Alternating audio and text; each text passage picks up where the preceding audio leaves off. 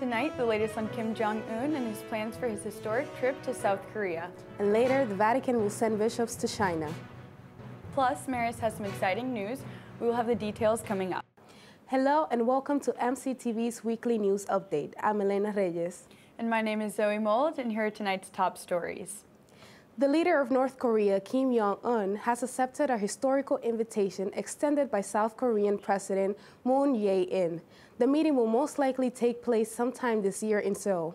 No North Korean leader has traveled to South Korea since the end of the Korean War in the 1950s. South Korea is a democratic republic, and many of its citizens strongly disagree with the totalitarian dictatorship north of their border. This meeting will be a major milestone in North and South Korea's relations, promoting peace and hope for a better future. An update to the Massachusetts gas explosion. Family victim to the gas main explosion in 3 towns north of Boston filed a class action lawsuit against Columbia Gas of Massachusetts. The lawsuit claims that the company caused about 8,000 families to leave their homes with nowhere else to go, where officials worked to check the houses. Robert F. Kennedy, Jr., son of the late presidential candidate and one of the lawyers who filed the suit, also accused the company of negligence and say that before the explosions of the pipe, pressure was 12 times the normal pressure. Kennedy says his firm will conduct an independent investigation and that the National Transportation Safety Board will also be investigating the disaster. On September 13th, the New York primary elections were held. Many eyes were on the race between the 2 Democratic candidates running for governor, Andrew Cuomo and actress Cynthia Nixon, best known for her role in Sex and the City. Andrew Cuomo won the primary and will be facing Republican candidate Mark Molinaro for the midterm elections in November, where all Republican candidates ran uncontested. There were many tight races for Democrats, including the spot for Lieutenant Governor and Attorney General.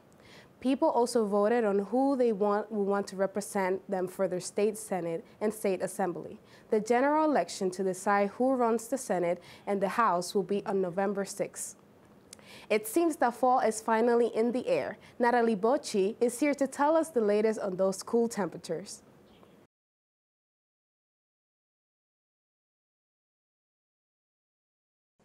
Thank you. Hello, everyone, and welcome to this week's Highs and Lows Report. I'm Natalie Bochi. This past weekend, we officially entered the fall season. We experienced some cooler temperatures, and for this week, we can anticipate some warmer weather as the days progress. In fact, we're looking at cloudy skies throughout the week with a high of 78 degrees. Before we take a closer look at the forecast, here are some worldwide photos. This first one is of a satellite image of Hurricane Florence. This wild tropical storm has brought much chaos and devastation across the southeastern United States. Hurricane Florence started as a Category 4, but weakened to a Category 2 storm on Wednesday, before hitting early Friday morning. The National Hurricane Center issued a hurricane warning, and more than 1 million people were ordered to evacuate in the Carolinas and Virginia. At least 31 people have died due to the mass flooding and high winds, and thousands are still left without power. Winds of a maximum of 70 miles per hour swept through the Carolinas and up to 40 inches of rain in some areas, leaving thousands with billions of dollars in damage to repair.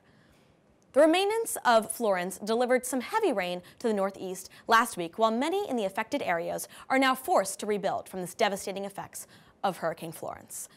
This next photo shows just how harmful the effects were to those living in the Carolinas.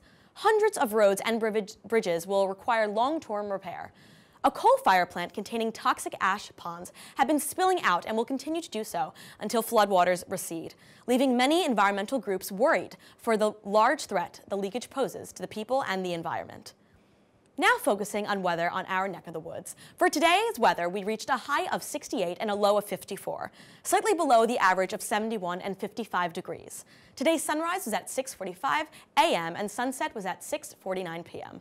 Tonight, we're looking at partly cloudy skies with a low of 54 degrees and a 5% chance of precipitation, with winds northwest at 6 miles per hour. Looking ahead for tomorrow, we're seeing high precipitation with a low of 65 degrees with winds at 6 miles per hour. Now taking a closer look at the 7-day forecast, we'll be seeing warmer wet temperatures as the week goes on. We're looking at temperatures in the 60s to 70s range and some rain showers on Tuesday, Wednesday, Friday, and Sunday. However, make sure you get outside Thursday and Saturday as temperatures will reach a whopping 70 degrees with partly cloudy skies. On Sunday and Monday, the weather will stay in the 70s with anticipation of rain. Make sure you pack an umbrella this week as rain will be approaching. Well, that concludes our weather report for the week. I'm Natalie Bochi. Thank you.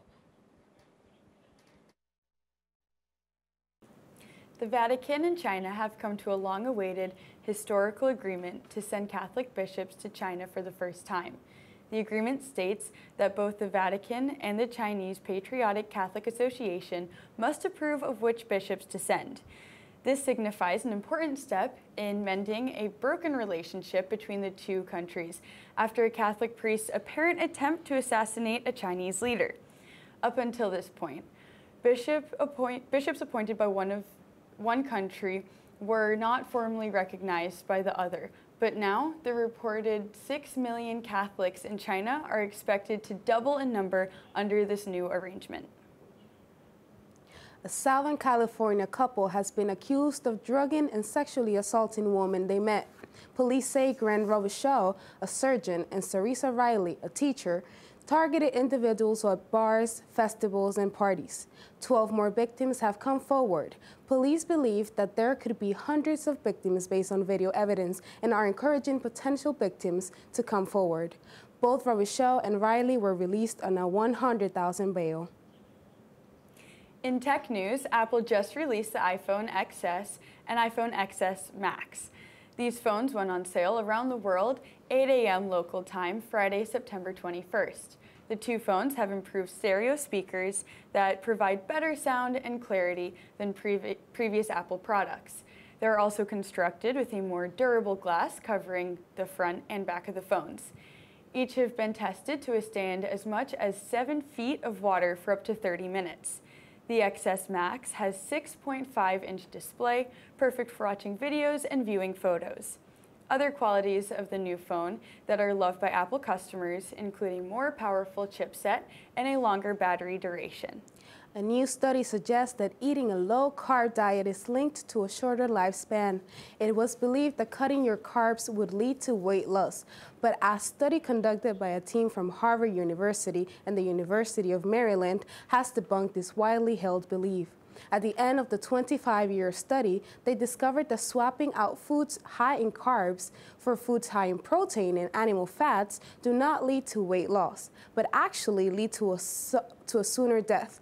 So to avoid an untimely death, eat foods with high fiber carbs like avocado, beans, and nuts.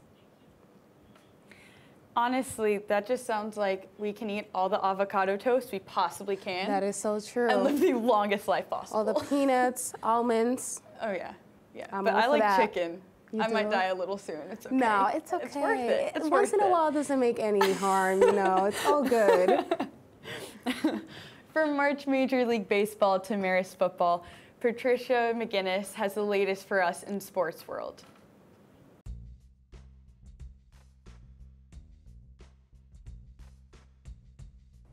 Good evening, everyone. I'm Patricia McGuinness with This Week in Sports.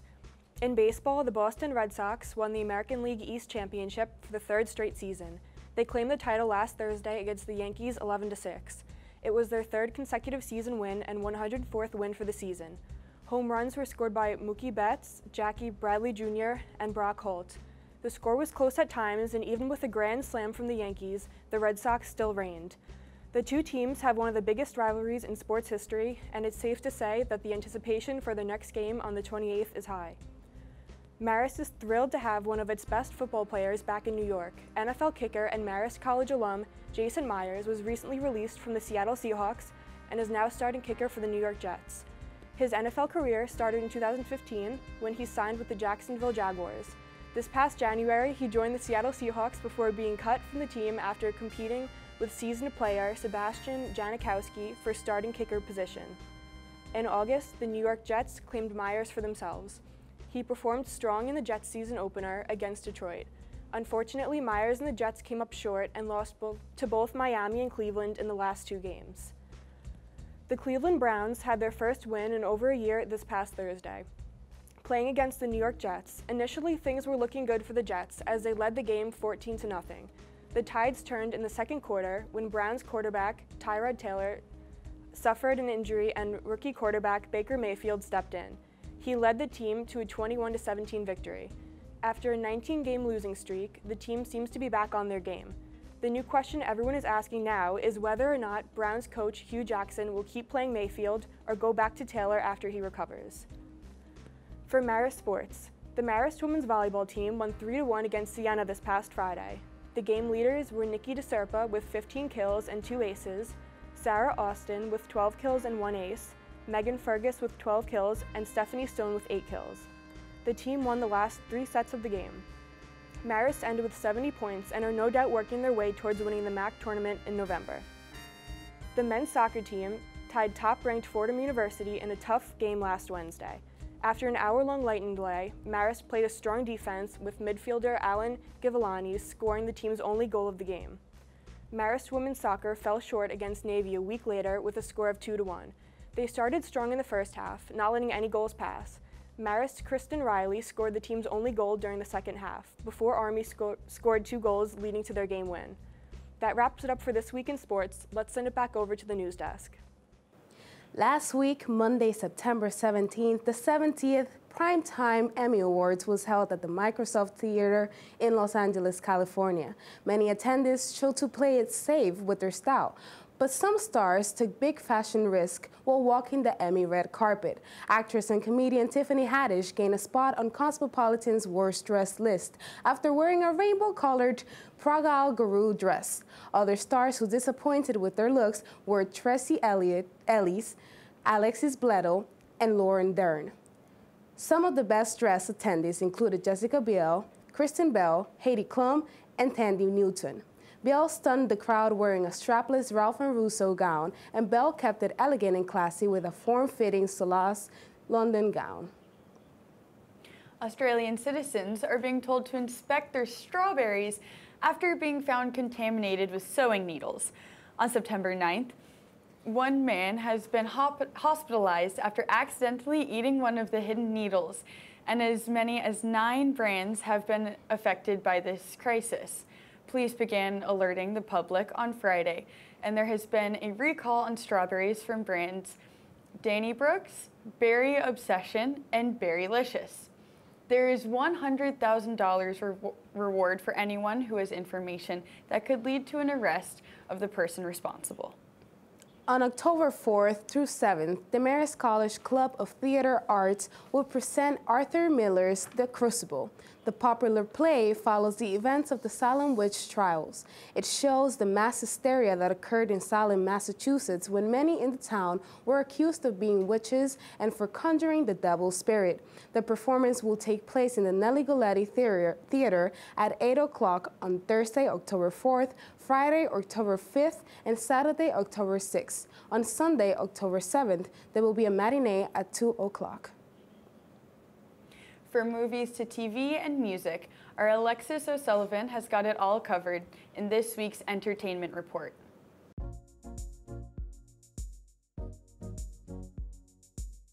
Hi, I'm Alexis O'Sullivan. Welcome to This Week in Entertainment. The 75th Primetime Emmys aired on Monday night. The entertainment value got mixed reviews. One speech stood out to everyone watching, though. Glenn Weiss won his 11th Emmy for Outstanding Directing for a Variety Special because of his directing work on the 2018 Oscars telecast. It's normally a category that's overlooked by viewers, especially those at home looking for a moment to get up and grab a snack. However, the moment went viral after he proposed to his girlfriend right there on the stage. She was surprised, but luckily she said yes, bursting into tears as the audience applauded. It was a great way to regain viewers' attention, and now their proposal will live on in Emmy history. Machine Gun Kelly was booed off stage during his opening set at a Fall Out Boy concert on Sunday night. He was performing Rap Devil, a diss track directed at Eminem. He wrote it in retaliation to a song on Eminem's album where he calls out Machine Gun Kelly for a tweet he sent out 6 years ago calling Haley Mathers hot. The origin of the feud is unknown, but Machine Gun Kelly decided to fake some support from fans by posting a picture from the concert of him wearing an Eminem shirt while him and the crowd flipped off the camera. He conveniently left out the fact that the crowd had not yet seen what was on his shirt, and they later booed him throughout the entire set. Rumors have been circulating that Justin Bieber and Hailey Baldwin have already been married in a low-key wedding ceremony since they were spotted at a courthouse in New York City last week. However, the facts have finally been confirmed by Hailey's uncle, Alec Baldwin. He was asked about their relationship on the red carpet at the Emmys, and he was quoted saying that they just went off and got married. A source close to them said that they just wanted to get necessary legal paperwork out of the way and will have a wedding party with friends and family later in the year where they will exchange rings. The news broke just in time for Bieber to be spotted in London on Tuesday, serenading his new bride outside of Buckingham Palace. This week's Billboard Top 100 features 3 of Mac Miller's tracks from his most recent album, Swimming. Hurt Feelings and Come Back to Earth charted at 70 and 91, while Self-Care leads in the top 40 at number 33. This follows the rapper's death 2 weeks ago. He suffered from an apparent drug overdose at 26 years old on Friday, September 7th. He is remembered for his experimentation, variety, and creativity in the rap genre. From tweets to song dedications, numerous celebrities from Ariana Grande and Niall Horan to Elton John paid tribute to Mac Miller and all those dealing with addiction. This has been this week's entertainment with me, Alexis O'Sullivan. Thanks for watching. China has canceled impending trade talks with President Trump after numerous disputes between the two countries. The announcement comes after President Trump has placed his biggest round of tariffs on Chinese goods. The tariff is set to raise to 25%, leading to taxation on over $200 billion worth of goods. President Trump has threatened to add more tariffs if China retaliates. As Trump continues to raise tariffs, many Americans are left wondering how their everyday products will be affected. While backroom discussions continue between the two nations, the canceled meeting is another step in the war on industry. Marist College is teaming up with HealthQuest to create Marist HealthQuest School of Medicine. The new medical school is planned to open in 2022 with its first class of 60 medical students, expected to start in July of 2022. Estimated enrollment after the first 6 years is 480 students. Marist HealthQuest School of Medicine will be the first medical college located between Albany and Westchester. The school will be constructed on the Vassar Brothers Medical Center campus and is planned to be 100,000 square feet. Medical students will also be taking classes here at Marist College. Isn't it amazing how Marist College is growing with the years? It's honestly insane, but also what would be completely insane is that if some of our fellow Marist, not fellow Marist Med School, but Marist Med School students will have to experience needles and fruit and have to take care of that. Oh, I think they will be well prepared by then. Oh, let's hope so. For that. Well, that's all we have for you this week. I'm Zoe Mould. And I'm Elena Reyes. Have a good night.